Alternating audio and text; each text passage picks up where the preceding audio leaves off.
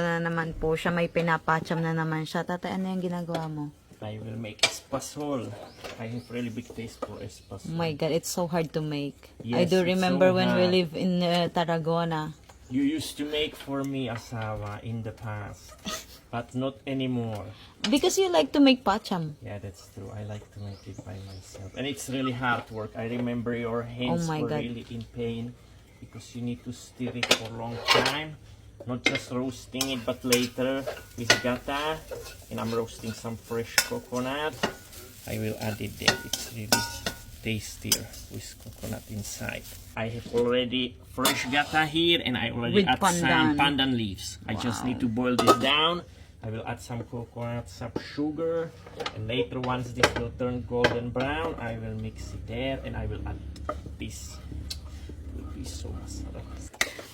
Smells so good, guys. You can smell the pandan and the gata and the roasted flour. It's so nice. Reminds me the past in Quezon Province when I met my asawa. Oh, because of Kuya Buboy, right? Yes, he always give me a lot of espasol. Tatay, sure ka bang yan ay espasol? It is. Mukha siyang kalamay. Alam mo yung kalamay sa Quezon? Yes, I know. But the taste is espasol. Yeah, that's true. But there's bits of coconut meat. I like it this way. It's masarap. Uy, grabe makapalo. Oh, huwag kang pangising-isi. Grabe orin.